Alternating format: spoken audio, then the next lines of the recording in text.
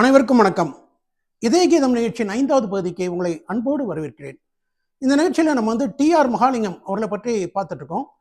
TR Mahalingam எப்படி திரைத்துறைக்கு வந்தார், அவர் எப்படி ஒரு பாடகர் ஆனார், அவர் சினிமாவில் என்னென்ன படங்களில் நடித்தார், அதில் என்னென்ன பாடல் இருக்குது அப்படிங்கிறத கடந்த 4 பகுதிகளில் பார்த்தோம். அவருடைய வாழ்க்கையில் நடந்த சுவையான விஷயங்கள் சிலவற்றையும் கடந்த 4 பகுதிகளில் பார்த்துருக்கோம். அதனுடைய தொடர்ச்சி தான் இந்த பகுதி. இந்த நிகழ்ச்சிக்கு தொடர்ந்து ஆதரவளி தரும் எல்லா அன்பு உள்ளங்களுக்கும் இந்த நேரத்தில் என் இதயம் கனிந்த நன்றியை தெரிவித்துக் கொள்கிறேன்.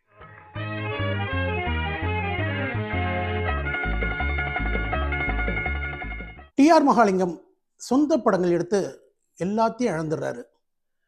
1950 ஒரு ராஜ வாழ்க்கை, பெரிய பங்களா, ஒரு 17 வெளிநாட்டு கார், அவருடைய வீட்டு பேர்லேயே பஸ் ஸ்டாப்பு, யானை, இப்படி ஒரு 20-25 நாய்கள், இப்படி இருந்த ஒரு வாழ்க்கை அவருக்கு 1950களில். ஒரு 6 வருஷத்தில் சொந்த படங்கள் எடுத்து எல்லாத்தையும் இழந்துட்டு மார்க்கெட் இல்லாமல் இருக்கார். இந்த நேரத்தில் அவருக்கு மறுவாழ்வு கொடுத்தது கவிஞர் கண்ணதாசன். கவிஞர் கண்ணதாசனுக்கு என்ன அப்படின்னா, அவருக்கு இந்த டியூனுக்கு பாட்டு எழுதி எழுதி எழுதி சலிச்சிடுது. ஸோ ஒரு நாள் மெல்லிசை மன்னர் எம்.எஸ். விஸ்வநாதனை கூப்பிட்டு அவர் சொல்கிறாரு, விஸ்வநாதா, நான் இந்த டியூனுக்கு பாட்டு எழுதி எனக்கு ரொம்ப சலிச்சு போச்சுடா. நான் ஒரு படம் எடுக்க போகிறேன், சொந்த படம். அதில் எல்லா பாட்டையும் நான் எழுதிடுவேன். நான் எழுதின பாட்டுக்கு தான் நீ மெட்டமைக்கணும் அப்படிங்கிறாரு. இப்படி உருவான படம் தான் மாலையிட்ட மங்கை. மாலையிட்ட மங்கை படத்தில் மொத்தம் 17 பாடல்கள். 17 பாடல்களில் 1-2 பாடல்களை தவிர மற்ற எல்லாமே எழுதி இசையமைக்கப்பட்ட பாடல்கள். இந்த படத்தில் ஹீரோவா டிஆர் மகாலிங்கத்தை புக் பண்ணுறாரு. எங்கள் திராவிட பொன்னாடே கலை வாழும் தென்னாடேன்ட்டு கணீர்னு பாடிட்டு தன்னுடைய செகண்ட் இன்னிங்ஸை ஓப்பன் பண்ணுறார் டிஆர் மகாலிங்கம். எங்கள் திராவிட பொன்னாடே கலை வாழும் தென்னாடே.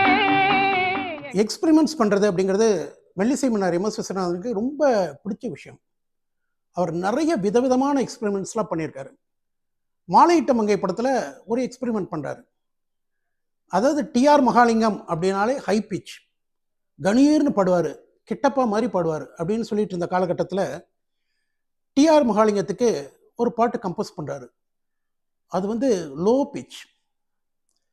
இந்த மெட்டை கேட்ட உடனே டிஆர் மகாலிங்கத்துக்கு ஒரு டவுட்டு, இந்த பாட்டு என்னால் பாட முடியுமா, இந்த பாட்டு நான் பாடினா ஹிட் ஆகுமா, அப்படியே ரசிகர்கள்லாம் ரசிப்பாங்களா, ஏகப்பட்ட டவுட் அவருக்கு.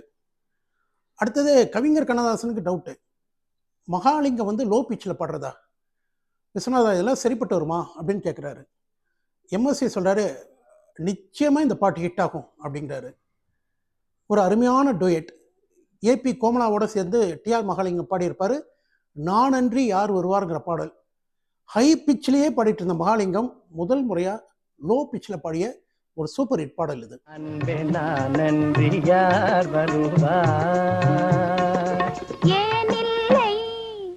மாலையிட்ட மங்கை படத்தில் செந்தமிழ் தேன்மொழியால் அந்த பாடல் பதிவும் போது நடந்த ஒரு விஷயம். மெல்லிசை மன்னர் சாங்கை ரெக்கார்ட் பண்ணிடுறாரு, டிஆர் மகாலிங்கம் பாடிடுறாரு.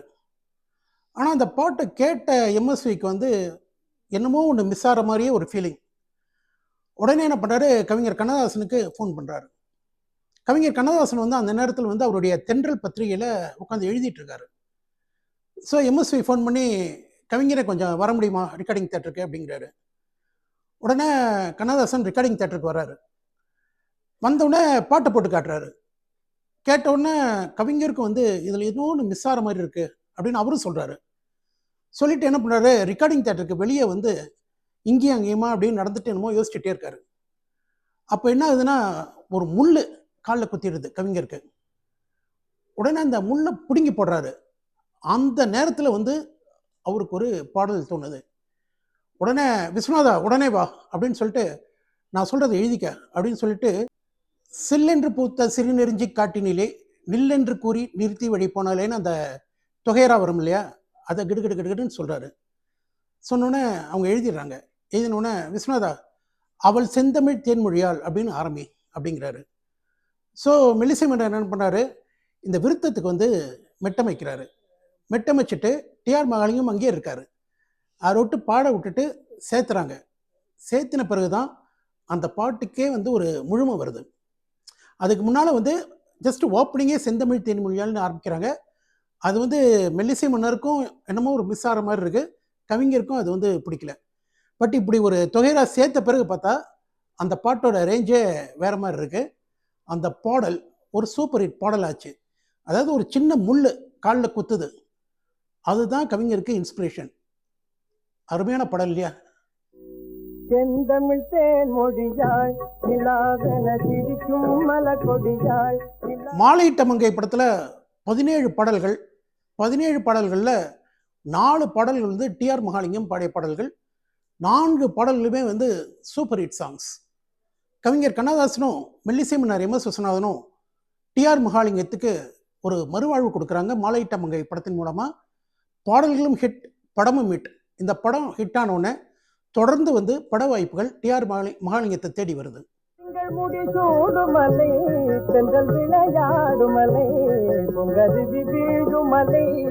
1959ஆம் ஆண்டு வெளியான திரைப்படம் மணிமேகலை. டிஆர் மகாலிங்கம், பானுமதி நடித்த இந்த படத்திற்கு வந்து இசை ஜி ராமநாதன். இதில் வந்து ஒரு டுவேட் டிஆர் மகாலிங்கத்துக்கும் பானுமதிக்கும், கண்களில் வெண்ணிலவே அப்படிங்கிற ஒரு பாட்டு. இந்த பாட்டு வந்து சூப்பர் ஹிட் பாட்டானது. ஆனால் இந்த படத்தில் பார்த்தீங்கன்னா பானுமதிக்கு தான் வந்து முக்கியத்துவம். காரணம் வந்து இது ஒரு ஹீரோயின் பேஸ் சப்ஜெக்ட் மணிமேகலை. அதனால் இந்த படத்தில் வந்து டிஆர் மகாலிங்கம் ரொம்பவே அடக்கி வாசிச்சிருப்பார். கண்களின் வெண்ணிலவே உல்லாச காதல் தரும் மதுவே. இன்றைய பதிவில் மகாலிங்கம் அவர்கள் நடித்த படங்கள்லேருந்து ஒரு சில பாடல்களையும், அந்த பாடல் பதிவாகும் போது என்னென்ன விஷயங்கள் நடந்தது அப்படிங்கிறதையும் நம்ம பார்த்தோம். இதன் தொடர்ச்சி நாளைய பகுதியில். நன்றி, வணக்கம்.